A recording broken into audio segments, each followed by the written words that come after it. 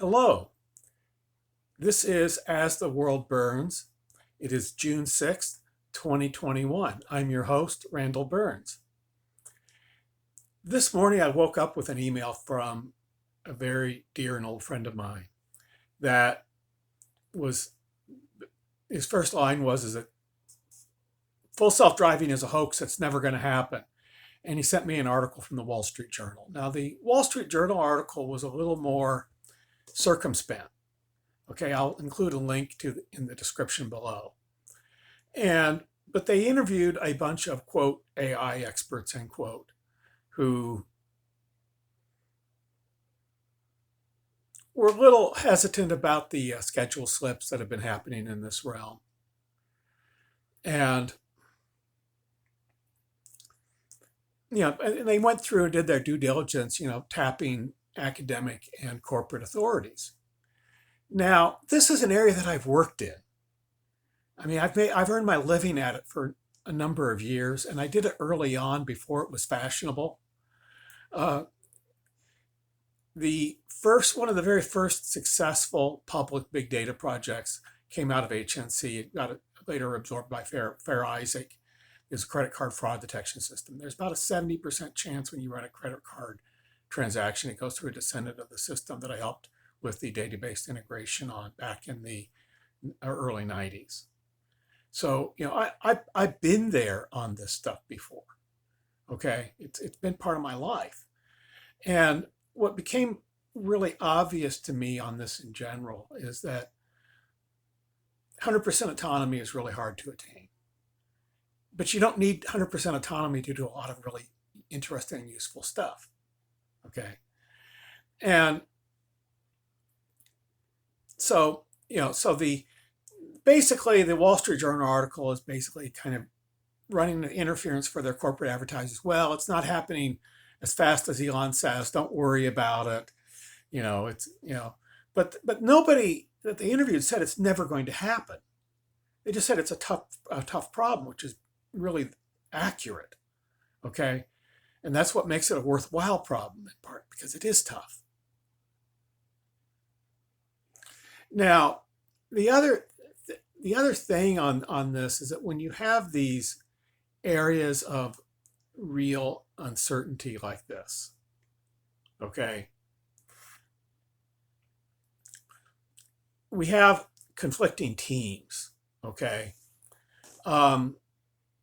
but we can step back to first principles. Now, first off, the Wall Street Journal is not a reliable indicator of forecasts for financial issues, let alone technology issues. What they are reliable on is when they report a fact, the fact is probably true. It may not be the important or relevant fact, but the fact they mention is probably true. And I'm not going to challenge them on that. Okay? But there is a science of forecasting. And when you look at complex projects like heart pacemakers or the avionics system for Apollo, these methods were brought into play. It isn't like it hasn't been done before. Yes, it is rocket science, but it's established rocket science. Now, a book that details a lot of the work in this, that's a good popular science book, is Super Forecasting: The Art and Science of Prediction. I will include a link to a review of the book. Now, but in this case, we have a argument fest going on. Elon Musk claiming full self-driving is right around the corner. Cathie Woods saying it'll come in really soon now, and half the S&P 500 will greatly underperform. And some large companies that advertise in the Wall Street Journal are going to go bankrupt. So this is something that the Wall Street Journal has to run interference on. Okay. Now, again, neither Cathie Woods nor Elon Musk nor the Wall Street Journal are wildly reliable when it comes to tech forecasting. Cathie Woods is reliable enough to make her investors some money, at least in the past. Now, whether that's going to continue to happen remains to be seen. But the thing is that they're not really accountable on the issue yet, and they're not really well defined in their predictions yet. And there are places that are. Okay, one of them is called Metaculus. That's a place that I like to hang out on. And they have an established track record. And the established track record of the better predictors on the site is on a par with CIA agents. And the Metaculus predictions, when they make one, are better than a CIA analyst. So this is a source of real news, not fake news. And that's something I think we need on this type of an issue.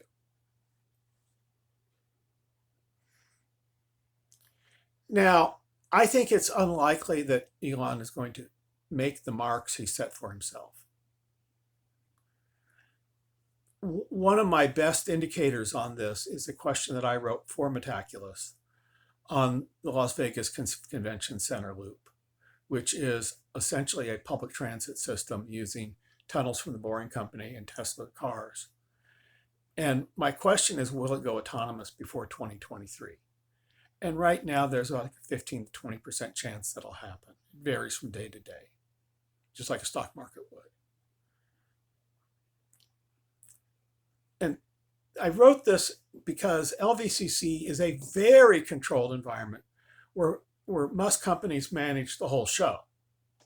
And I think we're going to see autonomy happening there sooner than, or we'll see Tesla style full autonomy being tested there sooner than any place else. It's their logical real world test bed.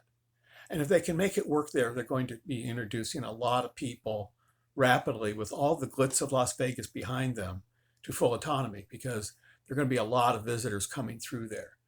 And they're gearing up to operate very soon now. You can register for a ride as I speak now, but they're going to be having rides with drivers. It's not going to be full autonomy. And when they go full autonomy, the volume is going to increase, potential volume will increase a lot, and the speed will increase a lot. And it's going to be a very, very visible thing. It's going to be a lot more visible than, say, the low volume Waymo robotaxi service in Arizona that's been running for a while.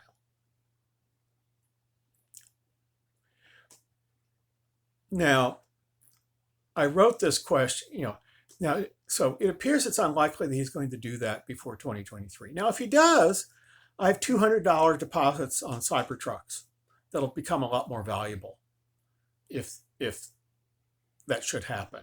I have tweeted to Elon, I've requested that he give us an option to maintain our price lock-in if the Tesla Cybertrucks are delivered way before autonomy is available. In other words, I'd like to be able to say, well, don't give me a Cybertruck until autonomy's there. And in my case, when autonomy is there and the robotaxi network is operational in my area, I plan on renting these out.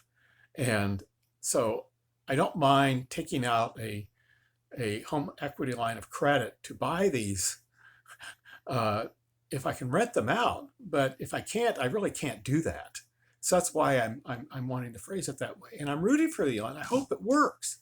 Just that right now, the best indicators I have indicate that no, it's not happening quite so fast. I just want to make sure I'm ready when it does happen. And I'm in a position to really take advantage of the situation.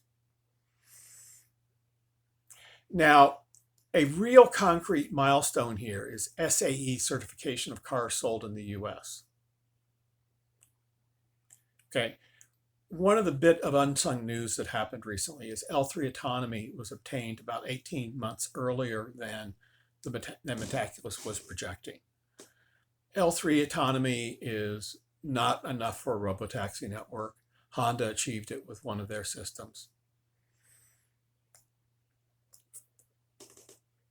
And there are projections for L4 autonomy and L5 autonomy.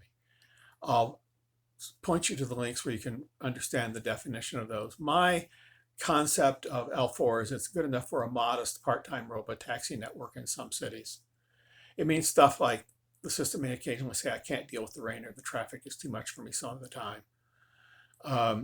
That is currently projected to be commercially available in the US for July of 2024. I think it's going to come a bit sooner than that. I'm thinking more like early 2024. That is not as fast as Elon Musk is hoping and promising folks. But I think it's going to happen long before either Ford, GM are in on the act. Okay. The only caveat here is the Waymo solution in Arizona is kind of quasi L4. It's L4 in areas where there's been a big investment in mapping to prep the system. And I don't know if that's going to count for purposes of this question or not. The real holy grail is L5 without a lot of prepping. And that's what Elon is shooting for and putting that's what he's targeting. Now, I think he's kidding himself that it's going to happen faster than it's going to. Having worked on these systems, they're hypnotic in how close they make you think things are happening. And you need to define your problem space in ways that fit the technology rather than hope the technology is going to be your Fortunatus purse that's going to give you everything you want with no effort. Now, what do we have right now? Okay, I would characterize what we have right now is a toy that engineers love. And a tool that lets the elderly or people with medical conditions, like say maybe epilepsy, drive much more safer than they might otherwise. And this is here now. One of the problems is just how much more safe that is has not yet been well documented, and for what classes of individuals. I personally suggested a Tesla Model 3 to my 89-year-old aunt who formerly trained for the Olympic team back in the 50s in sprinting events. She's remarkably spry for 89 years old. I mean, just remarkably so. And actually very fit for having a conversation with also. And I did so because I think that the technology could keep her at home 3 or 4 years longer than what she might be otherwise. And I think that would really mean something to her. I haven't been able to spark her interest in it yet, even for going for a test ride, but I'm going to try again. I'm going to try very, very carefully on that one. But the question really is for us is what do we do to prep for these events? Okay. And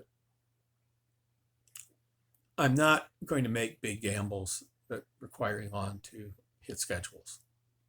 Okay, I'm just not.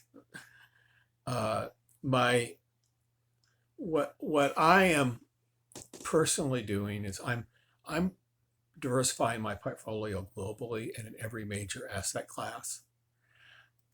I think that these technologies mean there's going to be a lot of big changes, but I think it's hard to predict exactly what those changes are going to be, and broad diversification is your best bet. The one thing that I'm maybe betting on, the one sector I'm betting on more than others is the strategic mining resource funds. And the thing is that I think it's a safe bet that as this technology ramps up, you're going to see a ramp up of manufacturing. I'm avoiding major investments like US industrials that are really rooted in legacy technologies.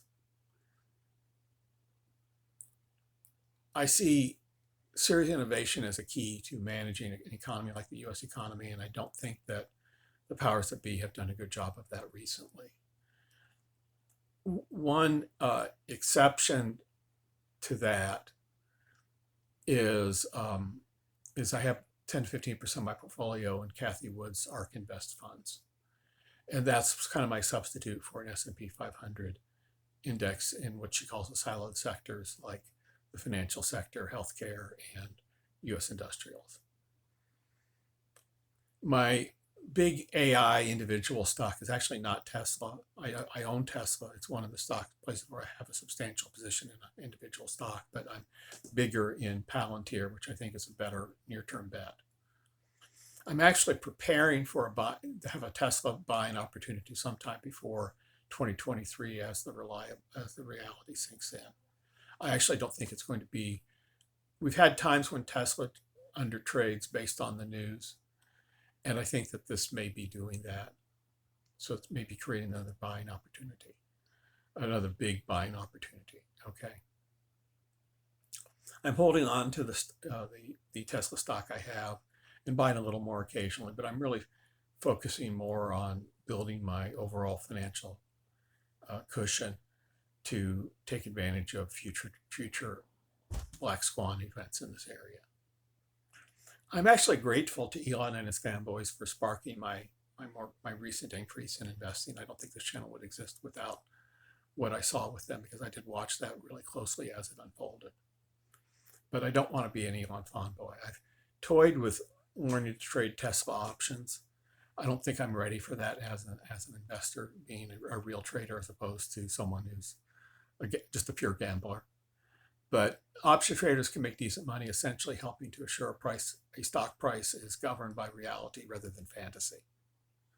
And I think that's a task that's worthwhile to come on. I'd love to interview someone that trades Tesla options sometimes for this channel. I think we've learned quite a bit from it. But autonomy, I think, is coming. It's not coming in as fast as we hope or in the same way that we hope. And it's going to be bring some really big changes in our lives, both our personal lives and our investment lives. I think one of the reasons it's going to happen is that the boomers are going to need it, and they're going to need it really badly. And they have a lot of financial muscle right now as a group. And